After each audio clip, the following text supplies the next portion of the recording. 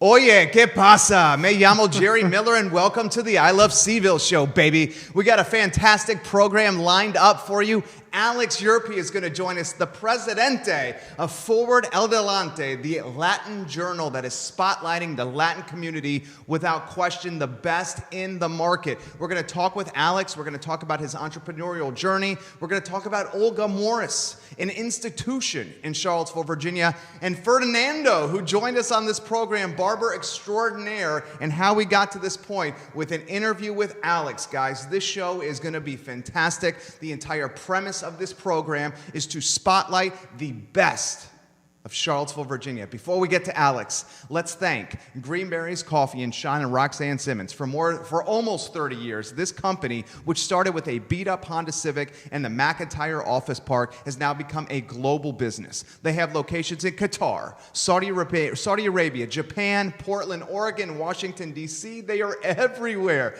And it started right here with a husband and wife tandem in Charlottesville. It's the kind of stories I love, the kind of stories I live for. We also give some big-time props to Dr. Scott Wagner of Scott Wagner Chiropractic and Sports Medicine. Who's got your back? Scott Wagner of Scott Wagner Chiropractic and Sports Medicine has your back. I have seen firsthand people walk into Dr. Wagner's office in pain and terrible quality of life, and ladies and gentlemen, they leave feeling better than ever. Dr. Wagner, we salute you on the I Love CVille Show. Judah Wickhauer behind the board. He's our friend. 7 years almost in the making. Judah and I at I Love CVille, a colleague, my right hand. Judah, my friend. Let's go to the two-shot and let's welcome Alex to the show. Alex, my friend, how are you today? I'm doing well, thanks. How about yourself? I'm doing well. I appreciate your time. I know it's valuable. You're giving an hour and change to us today, and I am truly, truly grateful. It's absolutely my pleasure. Well, thank you. Thank you. First, put in perspective who you are, the man, your hobbies, your interests, your family. The show is yours, my friend.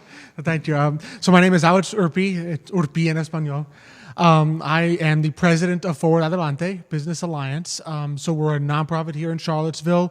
We run the Forward Adelante Business Journal, which it really highlights the Latino community here in Charlottesville, what Latino professionals are doing, what Latino entrepreneurs are doing. We host events. Some of you out there are probably familiar with the Chuck Lewis Passion Award. Every year in the Paramount, we give an award to an entrepreneur who's overcome adversity here in Charlottesville. And so that's something we do. We hold events, workshops, seminars. We're pretty much everywhere in terms of trying to connect the Latino community with the business community in Charlottesville at large. When I take off the Forward Adelante hat, I put on my emergent financial services hat. I worked in a company with my father, Javier, my brothers, Nicholas and Michael. We worked together to help people save for retirement. We worked with institutions, cities, counties to sort of help their cash management, help them sort of take that extra cash they have on the side and actually invest it instead of just leaving it somewhere. We've been doing that for a number of years. Family business, just we had always wanted to work together, and the time came. My father was ready. My brother Nick and I had been in research for several years, providing investment research to advisors. And finally, actually through Forward Adelante, we had enough people coming to us saying, hey guys, do you have any advice? Love it. And I got tired of saying I cannot legally give you investment advice. So we just said, let's start the company, let's go for it. That's great. So you guys, without question, entrepreneurs at heart. And we're going to give everybody a background of how we got to this point, because I think it epitomizes and embodies what makes Charlottesville, Virginia a fabulous city to do business in. About a month ago, I had Fernando Garay on the show. Fantastic. Fernando is an entrepreneur. He's a young one, 20 years old, who just opened up a barber studio, a master barber studio on 14th Street across from Boiling Heights. Fernando did such a great job on this program. And when he was done with the show, he said, you know who I think you should meet? Is Olga Morris. And is that his? That's his grandmother. His grandmother. And then he does an introduction with myself and Olga on social media. Olga immediately says, Jerry, I love what you're doing.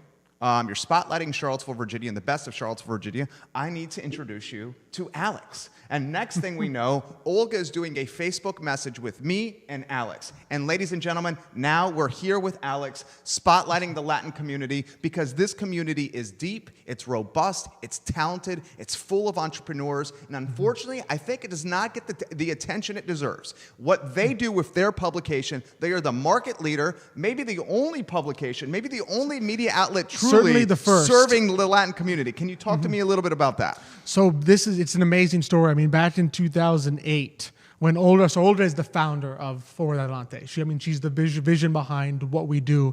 And it's sort of my job here in Charlottesville, because Olga is now in Puerto Rico, to basically take that vision and turn it into big shoes the groundwork. to fill. Oh, huge shoes. I mean, I could not have filled them myself. Fortunately, we have a great team that works with us, and over the years we sort of compiled. But as I told Olga when she went to Puerto Rico, Olga, if it's just me, I can't fill your shoes. But five of us can fill your shoes. So there's myself, there's Christelle Knoll, who is our vice president, and she's also an entrepreneur. She just opened last Saturday, had her grand opening of her own State Farm agency out in Henrico County. Okay. We have Tony Polanco, who's been Chef Tony. He's been in Charlottesville for a while. My father, Javier. Carlos Moreno, great lawyer here in Charlottesville, who's worked with us. Carolina Medina, who's been fantastic working with us. She also works with CIC. Cool. Just really some great, fantastic people that without which this would just be totally impossible. But anyway, back in 2008, when Olga started Forward Adelante, it was the middle of the recession, and she had realized that businesses were sort of drying up in terms of networking opportunities. I mean, people would go to networking events and sort of just hand out their cards with that blank stare on their face. Like, sure. I really don't expect anything to come of this because we're in recession. And she realized this is a great opportunity to show people what the Latino community, we need to change this up and show people, hey, the Latino community is out there, and this is a huge market that that no one knows is there. And so she started Forward Adelante, which at the time it was the only bilingual business journal in Virginia. We still claim it is the first bilingual business journal in Virginia, although to be totally honest, I have not seen any others. We just, for the sake of safety, we just say first. Love it. And the goal was twofold, which is first showing the business community at large, the rest of Charlottesville, hey, Latinos, we're not just laborers, gardeners, house cleaners. We are actually starting businesses. We're professionals. We're working in the banking industry, in the insurance industry. If you meet a business and you just walk into a shop, there's a good chance that there's actually a Latino who owns that shop. You just might not know it. And so that was the first goal. And so by putting it out there, the magazine, it's a high-quality magazine, professionally made. Olga made sure that there was great effort put into the design, making it sleek, making it unique to show Latinos can produce a quality product. And the second goal was on the Latino side to show other Latinos, hey, look what we are doing. You don't have to worry that someone, tells you you can't make it in this country. You need something. You need someone else to help you. No, the Latinos are out there building businesses, getting great jobs, being professionals, and you can do that also. It's sort of that encouragement to say, hey, not only do we want the business community to see you, we see you. We see you, Latino community. We know that you can do this, and we know that you are doing it. And let's highlight that. Let's show people what's going on here in Charlottesville and sort of highlight those businesses that were sort of under the radar, that they're right there, they're run by Latinos, and people just don't know it. That answer was amazing. Judah Wickhauer, sizzle reel that answer. That's going to be a highlight clip from this show. That was absolutely fantastic. A lot of folks don't know this about me. I am Latino. So everyone says, oh, Jerry Miller. And they immediately think, oh, it's a white guy in Charlottesville. Mi madre es cubana. Mi mima and mi papi and my mom came from Cuba. And they left Cuba under duress about 4 or 5 months before Castro took over in his dictatorship regime. Literally, my mom, my mima, and my papi, my grandma and my granddad were told, you can only bring what you can carry. Let's get on this boat, and we're going to do this between 1 a.m. and 3 a.m., and we're going to go from Cuba, and you're going to leave your entire life, and you're going to go to Miami. They went from a middle, upper-class life. my mom, my mima, and my papi in Cuba to going to Miami, where my papi was a ditch digger and my mima was a hotel maid. My mom, and I'm getting a little choked up about this, my mom was put in 3rd grade not being able to speak English. Oh, man. And it was hard. It's the classic Cuban story. I mean, my father is Cuban also, and they were a little after Castro. He had already come in, and they wanted to leave. And at that time, they would let the kids leave, but not the parents.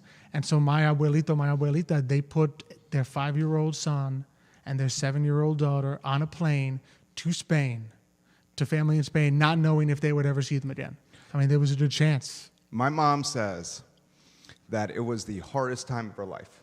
That in 3rd grade, she knew people were coming up to her and saying the meanest things to her, but she could not understand them. And she is my rock, and so is my wife. And I'm sorry I'm getting a little emotional. You should be.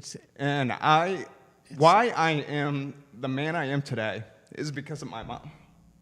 And I watched her and my dad launch a CPA firm where she was the front of the house and she would interface with people. And she supported my dad, and he was the back of the house being the CPA. And they exited 2 different businesses, one in Naples, Florida, where they went from Miami to Naples. My dad came in as a CPA from Arthur Andersen, and he fell in love with my mom, and 3 weeks later proposed to her. And those first dates, Alex, they were chaperoned by my parents. He said he kissed her one time before he proposed to her. They have a phenomenal marriage, and I am so grateful for what you're doing, because the Latin community is so forgotten for some reason. And why I think it's forgotten is because in some reason it's stereotyped as day laborers or someone that's working in the back of the house of a kitchen, and that's not the case. And I'm going to put the spotlight back on you, because I think what you're doing with Forward Adelante is something that should be celebrated and revered and put on a pedestal. The mission of your brand and your team's brand and what you guys have done since 2008 is amazing. And I would like for you to put in perspective the evolution of the brand from 2008 to what it is today, 10 years later, and how you have had success. Well, it really is an incredible story. I mean, just going to show the hard work and dedication, and sometimes the sacrifice. Because, especially a lot of Latino families, we've had to make incredible sacrifices. I mean, my abuelito left Spain because there was no work. He went to Venezuela, there's still no work. Went to Cuba, found work, and then lost it all in the revolution. And just thinking back to older, I mean, the time when she started Forward Adelante back in 2008, she was basically it was a 2-man shop herself. And I should give credit to Ivo Tomasini, who was her son, who also helped her found Forward. He was another founder. And basically the 2 of them working hard to get out that magazine, which at the time was 4 times a year, to start those events from nothing. I mean, when she started the Latino Forward Adelante networking events, there was nothing of that kind in Charlottesville. If you wanted a networking event, you went to Chamber of Commerce, right? Which it worked well for many people, but you were not going to find Latino music. Chances are you were not going to find Latino caterers. You were not going to find the flair and the bilingual nature, the community, the family style that Latinos, that's how we do business. I mean, there was I heard once a fantastic job from Michel Zahur, who runs the Hispanic Chamber out in Richmond. And he said, Latinos, you become their friend, you become our family member, then we do business with you. Right, and it's so true, because I feel like what I've seen as, being raised in a Cuban-American household and being raised in Naples, Florida, and having my family in Miami, and then we moved to Virginia, and we distanced ourselves a little bit from our Cuban heritage, which is unfortunate, but what I've seen is Latinos are so loyal and so willing to give and so passionate, and they live life in the moment so strongly, and they feel. And I think when you understand the dynamic and you can connect and you can appreciate, then you can go to another level. So I really appreciate what's been done. How about the challenges? Because I think when Olga did this, and I don't want to speak for Olga, you have better perspective than I do. When someone says, I want to launch a Latin publication in a recession, when maybe there's not a ton of disposable income in the Latin business community to support an advertising vehicle, I mean, that takes guts. I mean, huge guts. I mean, and Olga has always been that type of personality, that visionary personality that really has the ability to see what people are longing for and the perseverance to put it into action. And the funny thing is, you would have thought that in the middle of a recession, the support would have been somewhat lukewarm. But she always tells the story that she went to several Latinos in the community that own businesses to sort of gauge their level of support. And she always tells me she went to Pablo Avalos, who owns El Puerto down on 29. And she went to him and said, Pablo, is this something you should get behind? And he was like, Olga, do it. This is fantastic. You should do it. And to this day, he's always been a great supporter of Forward Adelante. And he actually won our Chuck Lewis Passion Award last year. That's awesome. And he was recognized just for people to say, hey, look, here's someone that's been working hard. I think he came here 18 years ago. And for a restaurant to last 18 years in Charlottesville on that little corner is an incredible feat in and of itself. Sure. And so there was always that passion in the Latino community among business people there to say, yes, we want people to know about this. We're hardworking. We can't come all the time to events because a lot of them, 5:30 events, very difficult to get to when you're in a store business or a restaurant business. But they were there in spirit to say, hey, we're gonna be behind this, Olga. And there's a lot of challenges. I mean, particularly not just in the cost of creating a magazine, but really putting the effort into it to make sure that it's perceived as a quality magazine, that there's that additional bar for Latinos that you have to pass. Oh, yeah. To show. Work harder than everybody else just to be counted as credible. Yeah, because you can't just put out there any magazine and have people say, well, this is really sort of a junkie. No, you have to put out a high-quality business magazine. And Olga did that. And then to have the vision to say, hey, we need to have Latino networking events that connect people to Latino professionals. And that is another challenge, is you have to get people to show up. You have to go out there, talk to Latinos, make sure Latinos know that it's happening, make sure that other business communities know that it's happening. She had great help from what became the Charlottesville Business Diversity Council, Andrea up there, and they're part of the Chamber of Commerce. Andrea Copeland, yes. Yeah, she's great. Fantastic. Yeah. And she was there helping at the beginning, really making sure people knew that Forward Adelante was there and that these events were happening. And the growth has just been incredible. I mean, we went from being on the upstairs portion of the Paramount, and I think when I started at Forward Adelante 2014, 80-something people, to now we fill the stage. The event now takes place, Chuck Lewis Passion Award, on the stage of the Paramount, and we basically maxed out the stage. We couldn't have sold another seat last year. That's amazing. And the goal, and it's just amazing to see the way people react, the way the business owners react, because they're out there working their butts off every day, doing a great job for their families, and they never expect to be recognized. So a lot of time when I call them up, my favorite part is when I tell them that they've won an award, and we're actually going to give them an award at the Paramount for the sole purpose of the fact that they were an entrepreneur who overcame challenges. Sometimes they tear up, sometimes they cry, and the response is always, oh man, I never expected this. And we're like, that's why you deserve it, because you were doing this not for some kind of recognition, but because you wanted to contribute to this economy, because you wanted to help your family. And it always comes down to family. Sure. For a lot of them, that's where you start a small business to help, to provide for your family and then to pursue your dreams while you're doing it. And they just don't expect that to happen. And it's just amazing to see them get on that stage and a whole community of 100 people, sometimes the radio, sometimes the TV, saying, this is what we need more of. This small business people pursuing their dreams, taking care of their families, this is what we should be celebrating. And at least through Forward Adelante, we're able to do that through so many mediums, through the magazine and through events. I absolutely love it. I absolutely love it because it's so, like, it makes me nostalgic and reminiscent of what the whole premise of I Love CVille was. I also started this in 2008. I also wanted to celebrate the best of Charlottesville. I wanted to put out a publication that, without question, highlighted positivity, highlighted people that were forgotten, neglected, or were not getting the attention they deserve. So our missions align. Judah, this interview is hitting so close at home to me, and obviously I got a little emotional early in the segment. So my friend, I'd like you to put it in the 2-shot, and if you could, grab me a tissue over there, run it back on the set. And then what I'd like to throw to you, as he's bringing that to us on the set, is I would like for you to put in perspective the Chuck Lewis Passion Award, what it's about, some of the winners that have won, and just this award now is something that is, it's celebrated.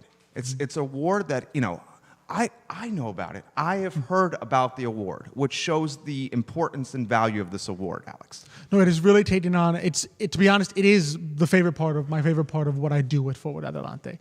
And it started, it was Oldra's brainchild once again. She had known Chuck Lewis, who was a fantastic businessman.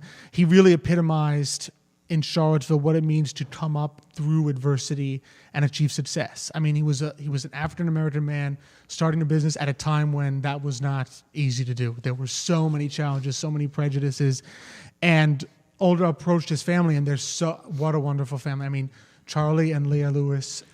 Did they own York Place? Yes, they do. The building. Yes, they do. Okay, so that's how I know the name there. Okay, exactly. Yeah, and he had done so many things. I mean, I know restaurateurs who know him from when he was in grocer business, and then over time he went into real estate, and he epitomized what it means to overcome adversity. And Olga wanted really to have an award that didn't just recognize an entrepreneur, but recognize that key ingredient, which is overcoming challenges, overcoming adversity to achieve that success.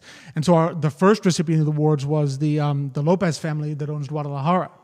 I mean, again, immigrants overcoming so many challenges, and now they have an empire. Exactly. Yeah. A huge empire. We had the Rojas Stevens painting company, Jaime Rojas, again, Latino, challenges he faced to overcome them, to start that company, to achieve great success. One of the best stories was Mel Walker from Mel's Cafe, because unfortunately, I was 1 year away from being part of Forward Adelante when he won that award. And Olga loves telling the story of when he received it on the Paramount. He told how when he was a young man, he had to come in the Paramount through the back. And there he was on the stage of the Paramount receiving an award recognizing what he had done with his business and in his life. Tony Polanco, Chef Tony, I mean, his was a great one because he not only started as a waiter at Boar's Head, working there, he had started a business, failed, started again, Chef Tony Catering, and now he does so many catering jobs. I mean, between the University of Virginia, he does work out in Arlington, huge events up in that area, and it's just amazing to see that story. Here's a guy that he started a business and the business failed. And he got right back up, dusted off his shoes, and says, I'm going to do this all over again. I'm going to learn a little more. He actually went through CIC, the Community Investment Collaborative. They have a great 16-week program. And he went there, said, I want to learn, what was I missing? What do I need to know about cash flows? What do I need to know about this business? Went through that program, went to the market, the market that Saturday City Market. Yeah. And from there, exploded, worked with us. That's awesome. And now he's a huge presence. I mean, everywhere I go, it's amazing how many events are catered by Chef Tony. And I knew him at a time when it was Forward Adelante, University of Virginia, that saw his potential there. It's so wonderful because you guys are celebrating folks that need to be celebrated. And Judah, please turn that last clip into a highlight reel, because I think that was absolutely amazing what Alex just said. Your involvement now, how do you try to take it to the next level, because you're a businessman, you're an entrepreneur, you have vision, you're well connected. You would not have been handpicked for this role if people did not realize that you were the right person for the baton to be passed to. I mean, put in perspective the pressure you felt, put in perspective the ideas you had to take it to the next level. Well, fortunately, I had come in first just sort of as an advisory role, in the sense that Olga had met my father, Javier, at one of her networking events. And at a later event, she met me because he brought me to it. And she told my father, you know, I want to talk with Alex because I liked his passion. Because I fell in love with Spanish in college and really wanted to sort of reconnect with my Latino roots. And my father said, that sounds fantastic, Olga. Wait till he's out of college. Then he's yours. So sure enough, like 2 weeks after I graduated, she pulled me over, and I had the benefit of sort of working with Olga and with Cristel for several years before moving into this role. So we had already started formulating where do we want Forward Adelante to go. And our real goal was to be more of a hub in the sense of connecting Latinos to other organizations rather than trying to do it all ourselves. Sure. Really connecting Latino business owners and professionals to people that they can sell to. Yeah. Organizations that can sort of Like a marketplace. give them an addition. Exactly. Yeah. Organizations that can give them additional ideas. Maybe connect. My real goal that I would like to see us do in the future more is we're sort of reaching out now to that next generation of Latinos that have dreams, want to start their own businesses, and saying, all right, you should talk to CIC. You should talk to the Chamber of Commerce. You should talk to the Diversity Council. And just sort of being that connection point where Latinos can say, okay, I feel comfortable with you because you speak Spanish. You were in my shoes. You were a Latino who started a business and are now working with a nonprofit. And there's that level of trust and familiarity that when we say, go ahead and talk to this person, I think it will be really helpful for you. They're able to do that and sort of pursue that dream. And I really just want to see so many more Latino business owners. I mean, I know so many that have these ideas, and I really just want Forward Adelante to be that organization that doesn't just highlight them when they're successful, but is sort of on that pipeline, helping push these ideas forward so that they can be successful. And the benefit of working with great people like Olga and Cristel is that I'm always able to bounce off their ideas, their passion, and the pressure was not as much as it would have been if someone had said, Alex, you are now in charge and I'm leaving. It was a smooth transition. Perfectly smooth. Yeah. And it was something I really love. I fell in love with Forward Adelante and the mission, and it just was a natural fit for me, being an entrepreneur myself, to say, okay, if I were an entrepreneur, which I am, what do I need? What am I looking for in a Latino networking group? And saying, okay, this is what Forward Adelante should be doing. And really our next goal is to really finalize our nonprofit status. We're trying to become officially a 501c3. Hopefully. Can I ask you, from a strategy standpoint, why pursue the nonprofit road as opposed to the for-profit road? And there are a lot of folks watching. Give us some insight into that. So over time, there just became a lot of challenges in funding for a for-profit road. I think in terms of people's willingness to donate volunteer time, in terms of the ability to get grants, we were locked out of many grants that would have helped with the publication and with the events. You know, we were getting feedback from other groups and from government groups that, hey, being a for-profit, people are sort of frowning on giving you money at this point. Understood. And ironically enough, we never acted like a for-profit. It was just a matter of Olga had started as one person, and it didn't make sense to try to start a whole 501c3 as one or two people. Well, and on top of that, from what I've heard through my clients and the folks I work with, that's a rigorous process. It is. And you know, that's something that a lot of paperwork, a lot of time, a lot of expertise with people in your financial background needed to help facilitate that process. Can you give us an insight into maybe the city of Charlottesville and Albemarle County, some of the hotbeds for the Latin community? What communities, what sub-communities in Charlottesville are we seeing a lot of the Latin communities like congregating and living in, and why? Well, the first and foremost one that comes to mind is the Southwood community. And the reason I mentioned that is because there's a lot of work. It's a poor community, but there's so many people coming out of there that have these visions, have these dreams, and there's great work being done. There's a lot of progress. I love what's happening with Habitat, the work that they're doing down there. The Boys and Girls Club down there incredible. I had the opportunity to visit with them recently for a different nonprofit I was helping out, and we were just delivering some totes, and it's amazing what they do there in terms of working with the kids, working with the families, just giving them hopes, dreams, helping them through school. And that's a really great community that I think we will see great things from in the future as Habitat is able to finish their project there, as CIC begins to do some work there. And that's incredible. A lot of businesses along 29. Surprised, a lot of great Latino businesses there. If you start with El Puerto down there on the corner of Barracks, you've got what used to be El Amanecer down by Batteries Plus. Yeah, the Latin Grocery? The Latin Grocery. Yeah. Evelyn and Mauricio Hernandez out at, I think the Mercado World. Okay. Right, huge Latin market at this point. They started off small. They are now so much bigger out behind Crutchfield. Huge store, great products out there. There's El Tío on Ridge McIntyre. La Guadalupana out by Carlton, which is, if you have not tasted their arepas. Yeah, you love them. Oh, so good. They're made fresh there. And their owner, Johan Torres, who is the owner there, he's done such a fantastic job. He's an amazing guy. He CPA, accountant. Wow. Accountant firm. He works in real estate. So a Renaissance man. Renaissance man. Yeah. And he's got this store, which is fantastic. And he's been a great supporter of Forward Adelante for 10 years now, from the beginning. And that's another. So there's so many out there. And sometimes they won't have Latino names. Look at yourself. Yeah. Right. No one knows. You would never know. Right. There's some great people out there that are, I sort of call them the secret Latinos. Well, Olga made this point on our Facebook chain, and I'm going to paraphrase here, is like, in some ways, we're all either married to a Latino or have Latin blood in us ourselves. And it's undoubtedly the case. And it's fantastic.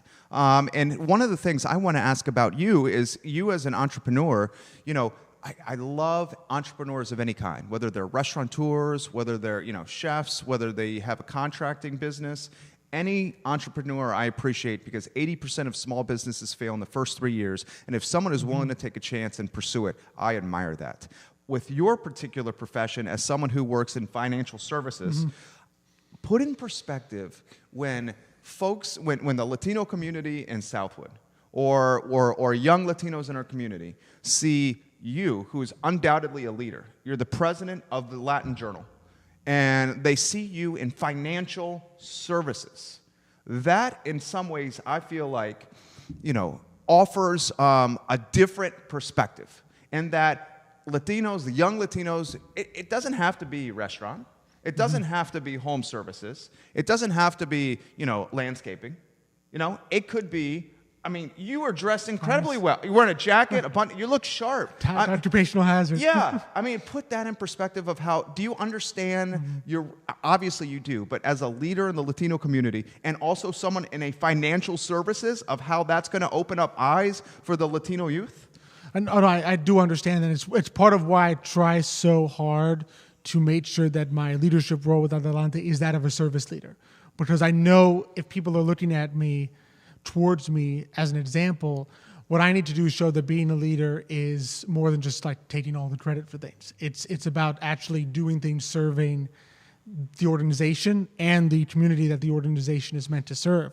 And it's fascinating you bring that up in financial services, because that's one of the industries where there are not too many Latinos. And just being there, doing the hard work, and being able to show how that's an advantage for me. Like, I don't look at it as though, being Latino is something I have to overcome to be in financial services. In reality, it's an advantage for me, because when people come in to my office, if they're a Latino business owner, they want to invest and they're a little more comfortable. Latinos speak English. Let's get that out of the way at the beginning.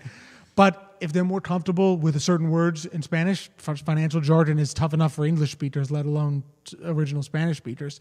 I can do that. I can say the word in Spanish. My father is totally fluent in Spanish. He knows the words.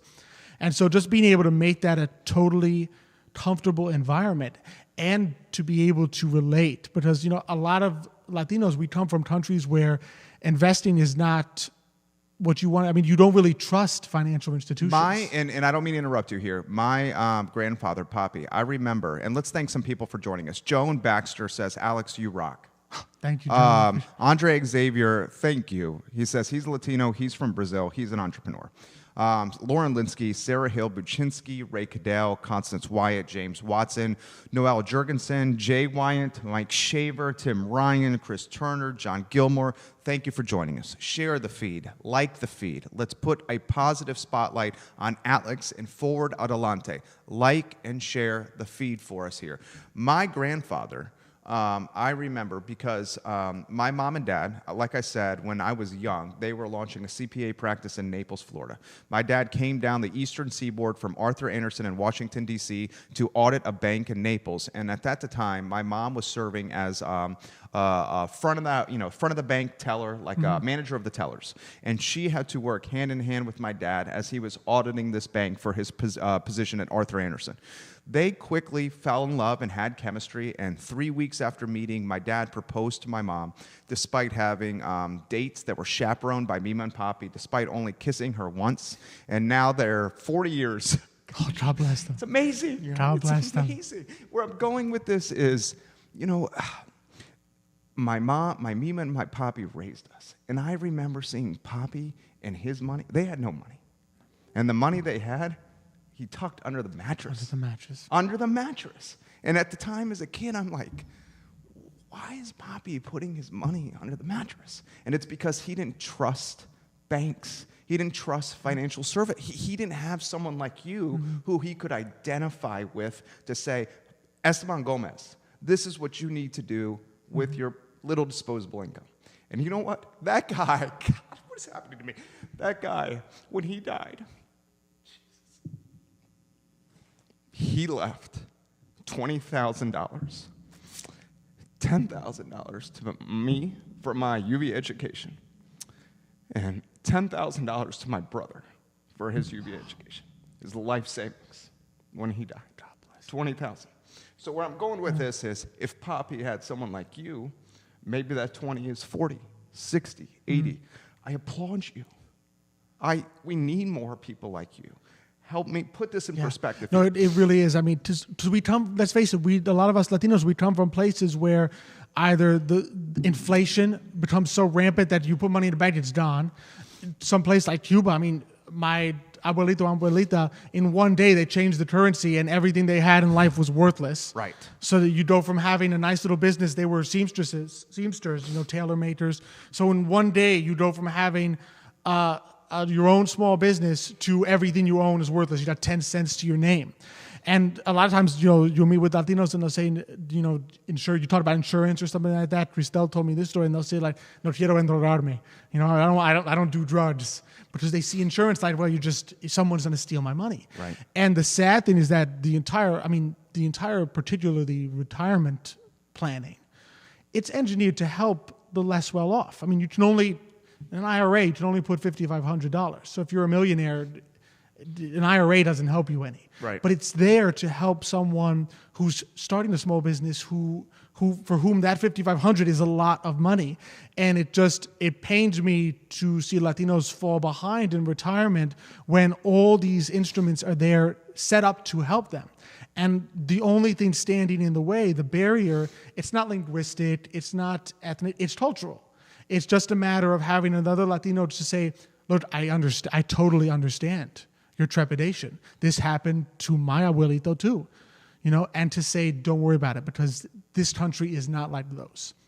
There are opportunities here in America. There are institutions. There are people here that will look out for that.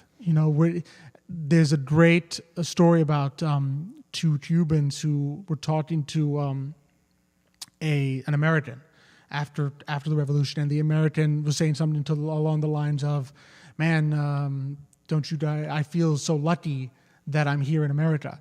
And the Cubans said to him, no, we're the lucky ones, because when we lost Cuba, we had America to come to. If you lose America, there's nothing else. And I've always had a love for this country, that when our own was lost, we were able to come here and it's different. And so it's just a matter of reaching the Latinos, and I can do that being a Latino and say, look, these are so many opportunities out there for you. Just have a little more trust, know me, get to know me, talk with me. Sometimes it takes a matter of years. I mean, I have clients that I know for years, and they come in, I don't hear from them for a while. They come in again, I don't hear from them for a while. And my point is always, if you just... The door's always open. The door is always open. Yeah. You just walk in, you let me know, and we'll see if there's something that can help you out there. And there usually is. It's just a matter of having that little extra faith and getting past the fear, which is totally natural, that of it happening to you again. Because, I mean, Latin America is for many of us Latinos, it's a sad history. Most of us Latinos, let's face it, our families didn't come to America because things were so great that we said, yeah, let me leave this great life I have to go to another country. Right. It's usually because something terrible happened. It is so true, and I can even offer more perspective. I remember when Mima and Papi were raising us, not only was Papi putting the very little money under his mattress, he was sleeping with a hammer under his pillow for fear, because of the fear he had when he left Cuba, and he never got over that habit. And it's such an amazing culture, and I mean, you filled 45 minutes and it's felt like 5 minutes. You're an absolute rock star. And I would like for you to offer the perspective to anyone that's watching. And thank you, Sam King, Andre Xavier, Mike Shaver. Thank you all for watching this program. Put in perspective, like, how folks can find you. Put in perspective. You're an approachable guy. You know, the financial services piece is like, it's intimidating. You know, it's like we need someone, you know, and I have an ally. My ally helps me explain things. This, that leads to this, that leads to. It's a roadmap. And I think that approachability is so huge. So when you're working with folks and you're meeting with folks, how do you go about doing it? What's the mindset? What's the perspective and approach you use? I think part of what has helped me is that, like I said, I came into financial services not through any forced means. I didn't sit there and say, I want to be an investment advisor. It was more a matter of people coming to me and me recognizing, okay, here's the need. And I sort of view, I agree with you, financial services, it can be intimidating because it's your life savings. It's money. I mean, anyone who's not intimidated to hand over your life savings to someone probably to take didn't care work of, hard for that money. I mean, it's basically money. What is it? It's our labor that we stored in the form of money so that at some later date we can use it. And to put that in the care of someone else, it's a hard decision to make. So what I try to do is, being someone who invests for myself, I just try to imagine I'm in their shoes and say, all right, what would I need from someone that I've just met to do this? And the answer, of course, is I wouldn't do it to someone I just met. I would have to know them. They would have to be my friends. They would have to be a family in the sense of someone I relate to and trust. So for me, the goal is never, can I get you to open an account? The goal is, can I get you to become my friend, someone I trust, and therefore someone you can trust. Therefore, I can be someone you trust. And then, if you need me to open you an account and help you manage your money, great. If I look at everything you have and say, hey, you're doing a great job, you don't need me at all, so be it. I mean, I'm not in this, the interesting thing about financial industry is, you make your money that we use to survive on certain ways, and therefore I can really focus. When I focus with the Latino community, I don't really need to make money there. It's not an issue for me because I have other ways of, keeping the business going. Sure. Through high net worth individuals. Yeah, I totally get what you're saying. Yeah. So my goal there is, how can we help? And if I can, great. If I cannot, because you're doing such a fantastic job on your own, then that's all the better. All the better if you don't need to pay me to do the job because you're doing such a great job. So for me, it's just a matter of following that model of, I want to be your friend. I want to trust you. And then I want you to trust me. And then I'll see if I can help. Great answer right there. How about let's talk about home ownership. So I feel like from what I've seen, growing up in, Naples, Miami, from what I know of Charlottesville, perhaps the home ownership piece is one of the items that is missing from the Latino community. And one of the things I've noticed growing up in a Cuban household, growing up with Cubans all over, is that a lot of them were renting. A lot of my family was renting. You and I know, a lot of folks know, one of the first steps to building wealth is home ownership, going from renting to going to home ownership. And then you could potentially pass it to your offspring, they could pass it to the next generation, et cetera, et cetera. How do we take a community like Southwood, and I know Habitat for Humanity and Dan Rosenzweig and his fabulous crew are getting involved with Southwood down 5th Street Extended, guys. If you have 15 to 20 minutes, Charlottesville, I encourage you to go down 5th Street and to drive through the Southwood neighborhood.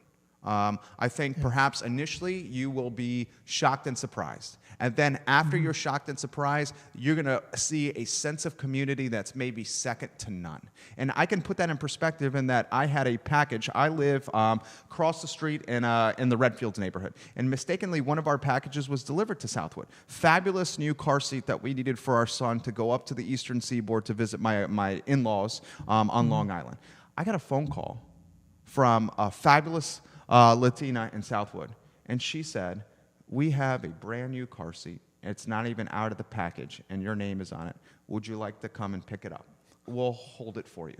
You know how few communities in Charlottesville would have gone out of their way, would have said, you can come anytime up until midnight, you can come anytime in the next day, and I'll have it for you? Heck, a lot of them would have kept it themselves. This particular fabulous lady went out of her way to call us and to say, come get your child's car seat. I have it for you. Where I'm going with this is, how do we get communities like Southwood, the fabulous folks in Southwood, how do we get them thinking home ownership and taking the next step to building that generational wealth? It is a bit of a challenge. I mean, I would echo what you said, that Habitat is taking the first steps there. I think part of the issue is oftentimes I find Latinos were very good, were better than native-born Americans at understanding bad debt. Like we do our best. I can't tell you how many Latinos I talked to that were like, no, don't worry, I don't max out my credit card, I don't buy unnecessary cars, I don't like debt. But I think sometimes we also have, and I had this originally when I was younger too, a fear also of good debt. And there are times when a mortgage is not a bad thing. You know, if it can lead to home ownership, if depending on your financial situation. And sometimes we have that gut reaction of, as Latinos, because of where we've come from, of, oh my goodness, no debt, I have to buy my house with all cash or not buy it at all. Which, I mean, the opportunity cost of an all-cash deal is a problem in and of itself, because that money can be used in so many different ways to build wealth long-term when money is so cheap at 5%, 6%, 7% interest points. Sorry to interrupt you. Well, there was a time when I would meet some people that, and I think the mortgage rates, the prime rate was like at 3.5%. So cheap. And you could basically invest in treasuries at 3%. And my father and I would be sitting there saying, look, your safest investment is 3%. And don't worry about the mortgage. If you can make, with that extra money, you can make 4%, 5%, 6% in the market. You don't have to be afraid of debt. But it's a difficult process, because again, it's cultural, in the sense that the fear of debt isn't so much an analysis of the situation. It's knowing what happened to me last time and what happens to people in my home country, what happened to us in Cuba, what happens in Venezuela, Argentina. There's a lot of issues there with that. So people they're right to be afraid in the sense of where they were from. And it's just a matter of us as, through Forward Adelante and being a Latino myself, to say, this country is not like those. This is different. This is a unique and special place, America, and you can do things here, and you can have safety here that you couldn't have there. And there's always going to be challenges. Sure. But there is something about here, the opportunity here, that is different. And to get that across is, I think, one of the big challenges of any time regarding immigration and people. I mean, my mother's family was Italian, and when they first came, the first wave of Italians, I mean, it would have been a hard press to convince them, hey, not everyone here is the mafia. Right. What happened at home in Sicily doesn't happen here. So it's just a matter of doing that again with the Latino community and saying, I understand. I know what happened to my grandparents' country. Don't worry about it. Don't be afraid here, because this country it's a different and a special place. Great answer right there. You're crushing it right now. Sandra Amos Snow, thank you for joining us. James, I see you, baby. James Watson, thank you for joining us. Caitlin Mancini, I see you, Caitlin Mancini. Let me throw this to you. You mentioned Guadalajara. It's an empire. I mean, we go to Guadalajara routinely. My family and I, we love it. The food is fantastic. Put in perspective, educate our audience, if you have some insight into this empire, the family behind it. This is, I think, one of the most iconic brands in Charlottesville that has withstood the test of time. Also, El Puerto is another one that you've touched on it. Give me some insight into both brands. I think having met both families, and when the Guadalajara restaurant won, they were the first to win our award. So I was not at Forward Adelante. So my knowledge of them is slightly more limited, because I didn't conduct the initial interviews with that. But I think the key that strikes out to me when I meet with Pablo or I meet with the Lopez family is just... The Lopez family, Guadalajara? Guadalajara. Okay. And Pablo Avalos is El Puerto. Okay. And just when I meet with them, first off, the passion that they have for their families. I mean, a lot of times the family members would work in the restaurant. Right. I mean, in Pablo's case, for El Puerto, that is also a chain, but the interesting thing is it was owned by a relative of his. They would build restaurants in other places in Virginia, and Pablo's job was to go to the next location and start the next company, the next restaurant. And finally, he asked the previous owner, can I do this on my own? And I mean, I don't even know how to have the wherewithal and the passion to say, I wanted to open up another restaurant, but I'm going to take the risk myself. And so he went on that spot, and 18 years later, he's still there. The Lopez family for Guadalajara, I mean, talked about starting again from nothing, starting one, having the ability to then transcend that to say, all right, let's open another one here. Let's open another one Strategic. there. The strategic nature. Yeah. I mean, and they've also found great people to work with them in the Latino community to manage their restaurants, to work with them. I mean, we worked, Olga had worked at the very beginning of Forward Adelante a lot with Steven Ornelas, who worked with them. And so and you know what? Having the passion to give back. Because I think people appreciate when you're connected with the community. And one of the things that always strikes me is that, I mean, for Pablo, as the owner of Puerto, to say to Olga back in 2008, yeah, I support you. I support your magazine, what you're doing with Forward Adelante. I mean, he could have said, my business is great. I really don't need to sell to anyone else. Or he could have said, it's 2008, money's tight. Yeah. I can't do it. Exactly. And she would have been like, you know what? I understand. Mm-hmm. But to know that, because he saw it not as an advertising opportunity, because... He saw it as community investment. Exactly. He saw it as, I want to help other Latinos do what I did. Love it. Guadalajara family, the same thing. They didn't look at us as because they knew that the magazine is not there to turn a profit. We give it away for free. Right. So they looked at Forward Adelante and said, all right, you want to help other Latinos? We want to help you do that. I think back to our own Vice President, Cristel. I mean, how many people working as a State Farm agent, wanting to open up their own agency, take the time to say, I want to give back now. No, most people, when you start giving back is after you've been a successful business for 20, 30, 40 years, you've got a bunch of money in the bank, and you say, all right, I'm ready to retire. Who can I volunteer with? And here you had Pablo, still working, helping with Forward Adelante. Guadalajara family, still working, helping to support Forward Adelante. Cristel, not only still working, but wanting to start her own agency and knowing the difficulty of that process, saying, I'm going to take time out of my schedule, not just money, I'm going to take time out of my schedule to be a part of this and to give back now. I'm not going to wait. And sure enough, and I think it pays off in the sense that people, other Latinos, other people see that and say, I like this person. Yeah, then I they like them as a patronize person. their business. Yeah. Exactly. And that's why now Cristel went from being an agent to having her own agency. She finally got there, that dream, and I think she'll be even more successful now, because when she does up in Henrico what she did here with Forward Adelante, people are going to look at her and say, I like Cristel as a person. I think she's doing great things. Therefore, I will invest, I will debt insurance from her rather than from someone I don't know and who I don't think is connected with my community. And it just goes back to that idea of, particularly for Latinos, it's about friendship, it's about family and community, trust. Then business comes. Yeah.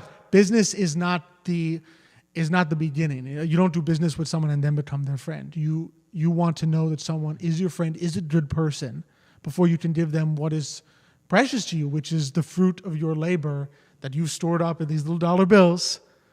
And you want to make sure that you give to someone who shares your values and who cares about you and cares about your community. You're in fuego today, man. You are crushing this. Ron Gans, thank you for joining us, guys. Like the feed, share the feed. You on fire. Let me throw current events to you. And Charlottesville, I think, this is safe to say, we're at a tumultuous time in Charlottesville. Tomorrow I'm having Adam Healy, who is the interim executive director of the Charlottesville Albemarle Convention and Visitors Bureau. And we are going to be the first media outlet that shows tomorrow at 12:30 the second advertising campaign that the CACVB is going to release to help change the regional and national conversation. No other media outlet will have this. It's tomorrow at 12:30 with Adam Healy. And I'm curious of what the CACVB is doing. As someone who owns a business called I Love CVille, I'm very, I passionately follow the local, regional, and national brand of Charlottesville, Virginia. This is where I'm going with this with you. How does the Latin community, open-ended first, how is the Latin community responding to the tumultuous nature that is Charlottesville, Virginia in 2019? Oh, it's difficult for me. I don't want to. You don't want to speak for everybody. Well, one of the things I always try to make sure is that Latinos were sort of seen as individuals. And because we come from all different countries, we have different views on life and outlooks, right? And one of the things I particularly dislike in this time period is occasionally you'll get the idea thrown out there that all minorities are minorities? No, not even that. Like, you have to think a certain way or else you're not a real Latino. Talk to me about that. I mean, it was after the last, I think, 2016 election, the tumultuous time since then. This idea, and I would see it expressed on social media. I would see it expressed on television.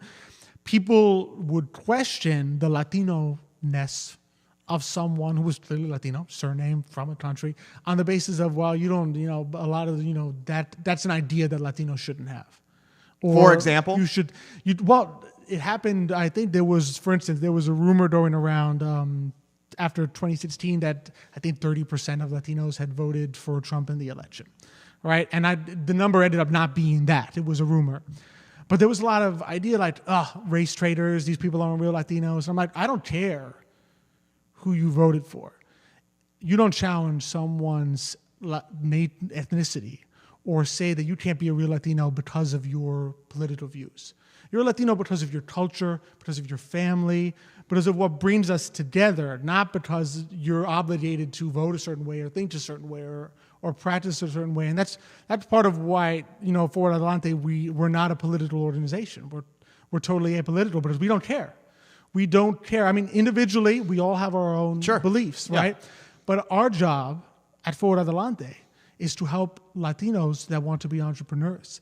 And for us, it doesn't matter what you think or what your beliefs are. If you want to be an entrepreneur and you want to be an example to the Latino community by starting your own business, we're going to help you. We're not going to give one hoot about, what you think. What your ideology is. And it's just, I feel like in these challenging times, that there's a lot of that idea where people we're in this age where we judge each other based on beliefs or on whether they're political, social, cultural, instead of saying, all right, what brings us together? What are we doing together? We all care about our families, right? We all care about our communities, right? Some of us have different ideas based on where we came from, based on what happened. I mean, someone who comes out of Cuba may have a totally different idea on what works, what helps, what doesn't help than someone who came from Argentina or Chile, because they've been through two totally different life experiences, right? But what binds us together, we're all Latinos. We speak Spanish. We have a lot of the same foods. We share that love of family. We share certain aspects of faith and what we believe is important in life. And so we should focus on those things that bind us as Latinos And instead of worrying about, well, you have this political... You're saying I have instead this of worrying about potentially like walls keeping between Mexico and America and stuff like that. Yeah. I see what you're saying here. Ideas, Let me throw. Sarah Hill Buczynski says, "Great interview. I've learned so much. You both make Charlottesville a better place. Well done, Alex." Tyler Berry, thank you for joining us. Everett Anderson, thank you for joining us here on the I Love CVille Show. Like the stream, share the stream. Let's get some exposure for Forward Adelante and Alex, who is crushing it on the show. This is, here's maybe I'll ask with you, and I feel like you're the president of the Latin journal that services services Virginia, Central Virginia extremely well. There are 3 city council spots that are open for election in November. I'm not talking necessarily politics with you. I just want to talk more current events. One of the items that is, with undoubtedly in the news cycle, there's 2 items that you pick up a publication, you can't help but see it. Mm-hmm. One of them is affordable housing. Okay, I want to talk affordable housing with you. The second one is rebranding or renaming streets, parks, and statues in Charlottesville, Virginia. Let's start with the renaming, rebranding of streets, parks, and statues in Charlottesville, Virginia. Is this issue something that's prevalent in the Latin community? Are they following it? Does it mean something? And I don't want you don't have to speak for everybody. Maybe you speak for yourself personally, but you do have a good feel of what's going on, Alex. Yeah, I'm going to be honest. For most Latinos that I have talked to, to be honest, I don't think it has come up once. Okay. Just in the sense that as we go about our lives, I mean, what we're concerned with is how's business doing? Mm-hmm. I think affordable housing is much more of an issue. Okay. Right? I mean, families in Southwood, living conditions, schooling, how to help your kids after school. So I just think in terms of what we talk about, what we worry about, it's not high on the list. I'm sure Latinos have an opinion on it, and everyone probably has a different one. Sure. But in terms of priorities as to what's really important to me, what's going to affect my family, it's just not something that, at least for me, has come up. Fair answer, direct answer. I like that about you. How about the affordable housing piece? Because what I'm seeing with affordable housing, and you're an entrepreneur, you have a background in finance, you understand economies of scale, you understand what rising assessments can do with pricing people out of a neighborhood from a tax standpoint. Talk to me about the affordable housing piece, and then I'll get into specifics. The affordable housing piece and how it applies to the Latino community. Yeah, I think it's twofold, because I think people, when we try to split affordable housing from one other issue, which is transportation, I think they're really one and the same issue. And what I mean by that is, if there were simple and easy ways for people to get to where they work, no matter where they lived in Charlottesville or the surrounding areas, we wouldn't be having this issue. Because if you couldn't afford to live in Charlottesville, you would live outside Charlottesville. And the disparity in the cost of living in terms of housing in city limits versus it's huge. Yeah, it's huge. Right? But the issue that often comes up, and there's a lot of people working hard to fix this. I know CVille Works, PBCC, they do a lot of great work in terms of trying to find ways to connect people to their jobs. If people could be connected more easily to where they work, we wouldn't have such a worry about the affordable housing in city limits. But the issue is, if you live out in Fluvanna and you work in Charlottesville either for the city or for the public schools or for something, and you don't have a car, and the buses don't run to where you are, then guess what? You need to live in city limits, and now you can't afford to live in city limits. So maybe, oh man, you got me thinking. And this is what I love about doing this, is Monday through Friday for an hour and change, I get to sit next to thought leaders and influencers like you. And I learn. And one of the things I hadn't considered was the affordable housing is what we need to focus on. Maybe you're saying it's the public transportation and making public transportation more robust, more accessible, maybe having routes that aren't just in the city in Albemarle County, maybe having routes that are going to Fluvanna, Louisa, Orange, that allow folks that are black, white, Puerto Rican, Haitian, whatever it may be, who don't have transportation to easily and affordably get to their job. Because you're exactly right. If you can't afford to live in Charlottesville, but you can live in Fluvanna, but you don't have a vehicle to get from Fluvanna to Charlottesville, how can you live in Fluvanna? You can't. Talk to me about that. Yeah, for me, it's a question of transportation and mobility. And part of that is because just looking from an economic perspective. Sure. I mean, I studied some history of economics. My brother studied history before coming to our firm. housing in the middle of cities has been the great economic challenge since time immemorial. So I just find it sometimes a little arrogant of me to presume that I can somehow undo what is a natural effect. I mean, what happens is you have a city, and a lot of work is in the center of the city, and a lot of people want to live in the center of a city, but you only have a certain amount of area. So what happens? Supply and demand, prices go up, and you can put caps. I mean, I think it was someone who had lived in Tel Aviv once told me, you know, they had total rent controls there. I mean, they went even farther than anything we've discussed here, where you literally could not charge beyond a certain amount. And so someone went to go live there, and the landlord gave him his apartment at the city mandated rent. And the guy goes, "Where's my key? How do I get into my apartment?" And the landlord goes, "The key costs extra."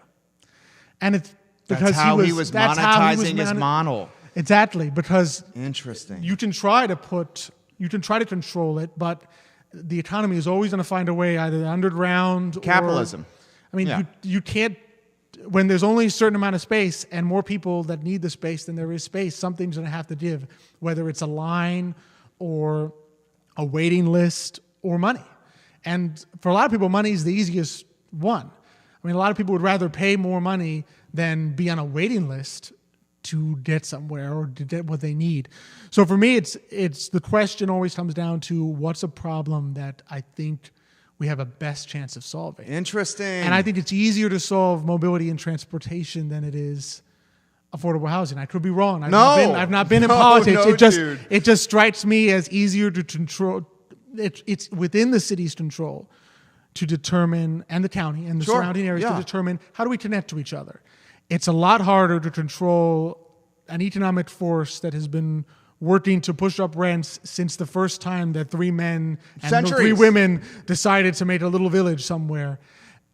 I just feel like one is a very old problem that may not have an easy solution, and one is something much more within our control. Alex, I had not even thought of that. And so in a nutshell, if there is more accessible public transportation in the surrounding counties around Charlottesville, perhaps that could solve the affordable housing crisis in Charlottesville, because folks that cannot afford to live in city limits could potentially move to Fluvanna, Orange, Louisa, Greene, Waynesboro, whatever it may be, and have no difficulty getting to and from their job because the public transportation is there. And then that allows folks to have more disposable income to pay their bills because they have a percentage of rent that is not, rent shouldn't be 50% of your salary, 40% of your salary. It should be 25% of your salary.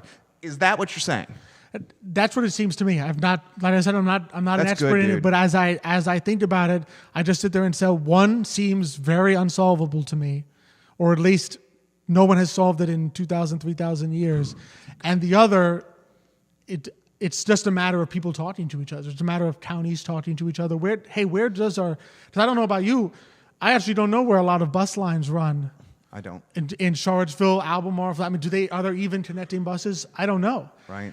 And I just wonder how much it would behoove us to know that information and to think about it and say, all right, what can we do? Because the goal, I think, is for people to have a community, get to work, provide for their families, and then come home.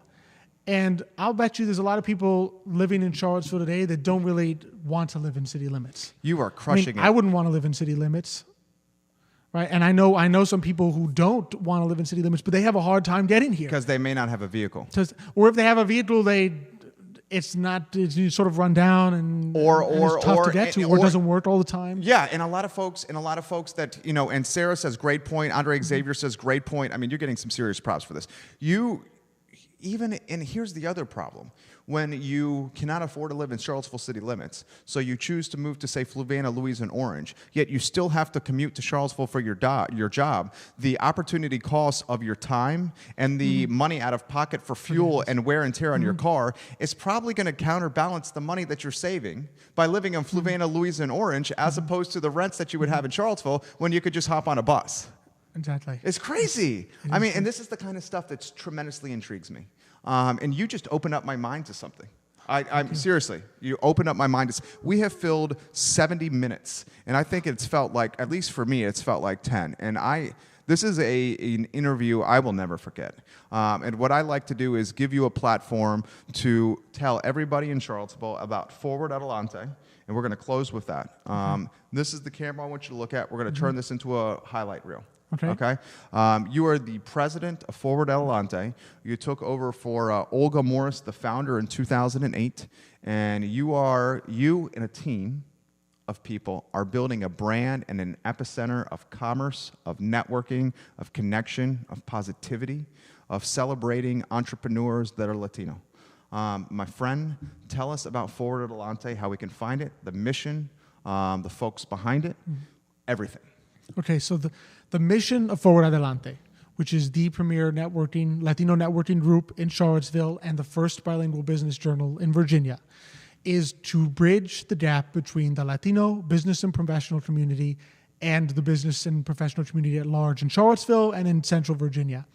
And the way we do that is through networking events, through the magazine, through seminars, through workshops. So, I mean, if you want to reach out to us, most of our events are free. There is zero cost to come to most Forward Adelante networking events. And so you can just go to forwardvirginia.com. Or you can even email me at alex@forwardvirginia.com and just ask the simple question, can I get on your guys' newsletter? Alex, when's the next event? What can I do to connect with you guys? And I will let you know that. I will call you back. I will email you back. Our newsletter will go out. Our newsletter will tell you about new Latino entrepreneurs in the community. It will tell you about upcoming events. It will tell you who won the Chuck Lewis Passion Award, a little bit of background about them so that you can learn more about Latinos that are starting business and running businesses in our community. If you are Latino, you can connect with them. You can connect with other business owners that may need your products or services. And I just really encourage you to reach out to us, to come. There is always food at our events. At some events, there is great Latino food. There is Latino music. There is fun. We're not a super formal organization. We believe in friends and families and coming together. And so I really encourage you, just stop by.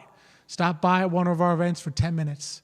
See who you meet. See who's there. I can guarantee you that you will meet people that you will not meet anywhere else at any other event in Charlottesville. So I really encourage you to come out to us. You can stop by our office at 310 Old Ivy Way, Suite 302, Charlottesville. You can walk in. The office says Emergent Financial Services because I also work there. That's my other hat. Come in, ask for me, and I'm more than happy to talk with you any time of the day. So I really encourage you to just talk to us, stop by, reach out to us. And if you know of any Latino entrepreneur out there that we don't know of yet, that is starting a business, has plans to start one, wants to start one, or is out there, or who you think would be a great fit for a Chuck Lewis Passion Award, do not be afraid to send us an email, give us a call, and say, hey, Alex, I know this person. And I think they would be a great fit because that is our mission, to highlight those people, to bring them to the attention of other Latinos and to the community. Please, my number one message, we're there for you. Give us a call, give us an email anytime. That's our pleasure. It's our pleasure to talk with you. He is good, Judah. He is good. Let's turn that into a highlight reel, please. Senor Wickower, you crushed it today. Oh, thank you. I really appreciate it. No, seriously, I appreciate you. And you made us better. We will put this across our network for an extended period of time. It was so good. Tomorrow, ladies and gentlemen, thank you. Tomorrow, ladies and gentlemen, Adam Healy from the Charlottesville Albemarle Convention and Visitors Bureau. We will show Charlottesville, Virginia, Central Virginia, and anyone who is watching the second round of the CACVB advertising campaign that will be positioned in markets like Raleigh, the Triangle, Washington, D.C., Chicago, New York City to change the regional and national conversation about CVille. I will show you the artwork on screen. I will showcase the data on screen, and we will show the strategy on screen.